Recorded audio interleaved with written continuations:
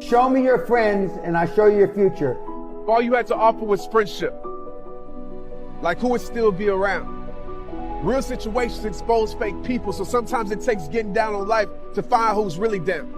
You see, people pretend well when their souls are for sale. And sometimes it's the ones you love the most that mostly want to see you fail. That's real. Just because they ride with you doesn't mean they ride for you. That's facts. You see, loyalty shouldn't depend on your presence. It's more about how they act behind your back. Who can you trust? I mean, some of us are fighting for people that wouldn't throw a punch for us, and yet these are the ones we call friends. You know, the ones that care so much about your struggle, but yet so silent when you win. The ones that bring gossip to you about you, but your name, they never defend. Understand, everybody in your boat might not be rowing, but drilling holes. And as time goes and their jealousy grows, pay attention, because that's when true motives get exposed. Everybody in your circle might not be in your corner. Support doesn't always come from familiar faces. So don't be surprised if God places strangers in your life to take you to higher places. Don't be surprised if your growth makes your circle smaller. But you got two choices. Let it break you or let it make you. Make your dream even larger. Make your vision see farther. There's more to your path than where you're currently at. Understand, it's not about the size of your circle. It's about the loyalty that's in it. You see, nothing can stop a squad that's dedicated to fighting for the same mission, focused on the same vision. Does your circle got that type of commitment? Are they happy for you when you win it? Or is it the more you do better, the more their love gets distant?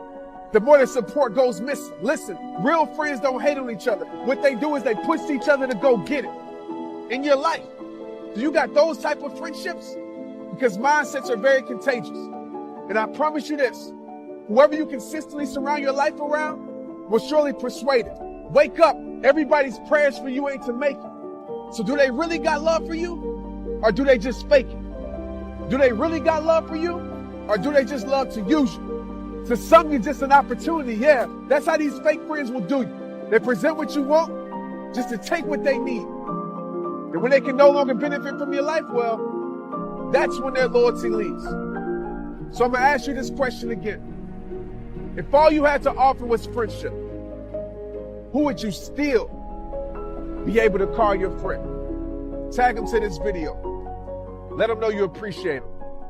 The reason some people never reach their highest potential is because they never get away from the wrong people.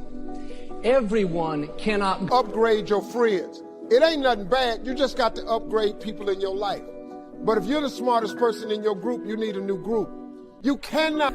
Probably not. Are any of them going to change the world? Are they trying to become a better person? These are the kinds of things I want to ask you. If not, it's time to start spending time with people that do, because these people will define your life, period. It really is true. And when I started surrounding myself with world-class minds and world-class people, my life changed. And so it's time now to really evaluate and take responsibility and get rid of the people that aren't helping you get to the next level. And this might include family. It very much will include family and friends. And these are hard decisions to make, but we're only here for a limited time. Like, seriously, how many more years do you have on this planet? It could be counted on one hand or two hands or maybe a few more. The time to take action is now. And so if you make a hard decision now, it will lead you to a better future going forward. And one other thing Dan likes to say is there's never an easy time to make a hard decision. And if you're listening to me now, you know I'm right. Look at those text messages and think it's time to get those people out of your life. Take action now to get that new peer group, that new mentor in your life, those new types of friends that are going to project you and excel you to the next level. Show me your friends and I'll show you your future.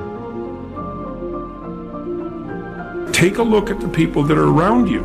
And if they're not on the side of what's good for you, then walk away. Because, well, first of all, that's best for them too. If you put up with that, all you're doing is enabling it. It's like, mistreat me in a way that's harmful to me and everyone else. It's like, actually, no, that is not okay. It's not the least bit okay. That doesn't mean you shouldn't try to help someone when they're down. That's a whole different issue. I'm asking you to do, walk away from the 97%. Don't use their vocabulary.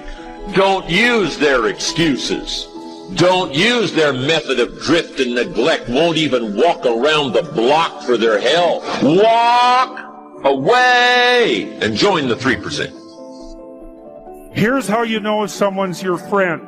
A, you can tell them bad news, and they'll listen. They won't tell you why, you're stupid and why that bad thing happened to you and how something worse happened to them once. You can actually tell them bad news, and so that's a good thing. And then, this is a weirder thing, you can tell them good news, and they'll help you celebrate. And that's a really good way of deciding who you should have around you. Your phone calls, your text messages, your emails, any form of communication from these negative, jealous, evil, dysfunctional people. And so you want to surround yourself, you got to think about this. You got to surround yourself with people who want the best for the best part of you. You can hang around with weasels and losers that are trying to pull you down to justify the fact that they're spiraling downhill as well. And the upside of that is you don't have to have any responsibility, and you can all whine about how wretched life is, so that's pretty attractive. But I would say it's also a bad medium to long-term plan. It's acceptable and desirable to try to surround yourself with people who are facilitating your development. And you might say, well, I've got people around, I know them well, they're not doing that well, and they don't fit into that category. It's like, what's your point? What are you going to do with them exactly? If they'll listen and cooperate with you and move towards a better future, great. If they don't pay any attention and they keep doing the same damn things over and over and they're not going anywhere and it's painful, then maybe the proper thing to do is say, you just have your misery. I'll go off and have my life. Where's problems? Where's pain? Where's dysfunction? You do not have to decide to sign up for anything. It's called happy holidays, not horrible holidays. It's called Merry Christmas, not miserable Christmas. It's called Happy Thanksgiving, not horrible Thanksgiving. It's called Happy Birthday, not fake happy people who are jealous, envious, talk behind my back, spread all my business, stab me in the back, jealous and envious. Maybe you'll wake up at some point and think that's a better way of being, because just putting up with it is, they call that enabling, right? You put up with that sort of behavior, you're providing tacit consent for it and even tacit approval. It's a bad idea. You have, I would say, both the right and the responsibility to surround yourself with people who are good for the best part of you. When I say I love myself, it's not in an egotistical, narcissistic way. I love myself enough to say that I am not going to purposely walk in the direction of pain, drama, dysfunction, evil, and malicious people. I want you to decide today, beautiful woman, powerful man, doesn't matter what your race, nationality, doesn't matter how much is in your account. I want you to decide today that you love yourself. And guess what? When you cut off people, things, and situations that no longer belong in your life, you don't have to have issues. It's not about somebody stealing something from you or this and that. You just have to decide you've never done anything wrong by me. Something about your vibe and your energy that just ain't right. Now, I don't have validation issues. A lot of y'all have the deepest level of validation issues, and you're not even conscious of it. Skills, that's another thing you can do if you want to increase your probability of success. Every time you have an opportunity to take an opportunity that would provide you with a new skill, do it. Learn to program.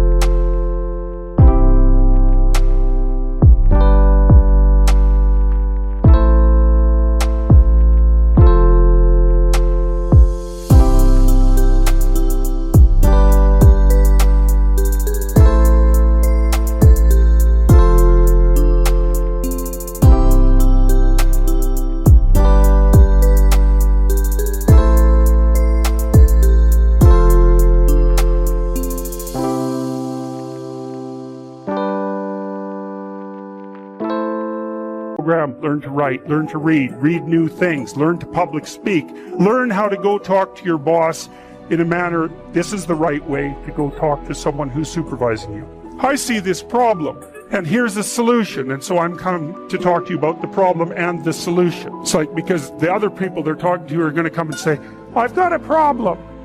Can you do something about it? It's like, they don't want to do something about it. They already got 50 things to do, you know? So if you're the person who constantly brings forth a problem, even if they're accurate problems, is why are they going to want to have you around? You're just another problem. Don't be a problem for the people who want to give you money. If someone wants to give you money, then help them do that. And if they want to give you status and success, then help them do that, right? And you do that in part by bringing them solutions, and partly you do that by developing your skills. And so if things aren't going very well for you, this is also a good way of evaluating an opportunity. Should you take an opportunity? Well, here's the rule. You need people with you and around you 24 hours a day, 7 days a week, and the idea of spending time alone. This is not going to be a pattern of validation that gets fixed and handled overnight. You are deathly afraid to live with and be with you. And so you got text messages, phone calls, and people at your house, video games. You have to be consumed and around and in an environment with people all day, every day, because you don't love yourself unless people are showing. I don't love me unless you love me. I don't like me. I don't enjoy my company unless I'm spending time with somebody and I'm in the company of other people. I don't think I'm beautiful until you call me beautiful. I actually don't think I'm the shit until you tell me I'm the shit. I don't have faith in me until you have faith in me. I don't believe in me until you believe in me. But what's easy to do is what? Easy not to do. But walk away from the 90%. Walk away from the 97%. Walk away from the 95%. Don't go where they go. Don't do what they do. Don't talk like they talk. Develop you a whole new language. Guess when I went and got this little book, Richest Man in Babylon? Guess when I went and got it? The same day I heard about it. I went and got it. Somebody says, well, Mr. Rohn, does that make you different than most everybody else? And the answer is yes. Somebody says, well, why is that? We don't know. What do we know? You don't know. I don't know. Nobody knows. All we know is some get the spark and say, I'm going to change my life. I'm going to change my health. I'm going to change my relationship with my family. I'm going to change everything. And if it starts with an apple, if it starts with a walk around the block, if it starts with a book, if it starts with a journal, whatever it starts with, I'm a candidate. I'm ready to go and change my life. I invite you on that journey. Once you look back on it, you will never turn back. You'll never go back to the old ways and the old language and the old neglect. Never.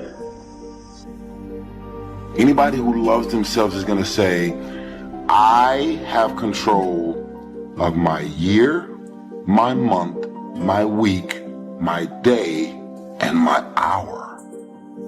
Stop being the victim in your own house. Stop being on the receiving end of everything that everybody wants to dump on you, including your own family. Decide today to clear out the clutter. Doesn't matter what's in your bank account.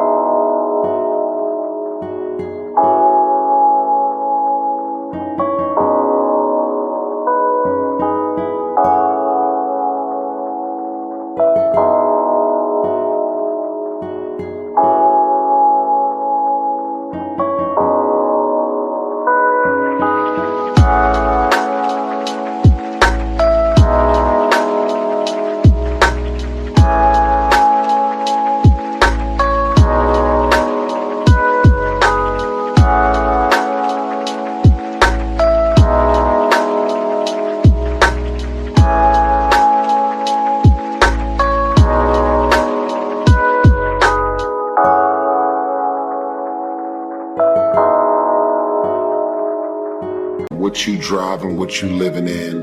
There are people that live in Asia that work in rice fields, as an example. They may make 13 cents a week. They are moving and operating beyond minimum wage. There is no union. There is no minimum wage. It's whatever the fuck they want to pay them. These people that work in the middle of rice fields that make 13 cents a week, hypothetically, why are these people happier than you? Because their happiness is not based on money. Their happiness is not based on the car and the helicopters and the big ass mansions. And, you know, it's like some of y'all are so negative. You're like, well, it's easy for you to say famous, rich guy. No, there's a such thing as living in the hood and being way happier and having a level of self-love and peace that's much further than any mansion.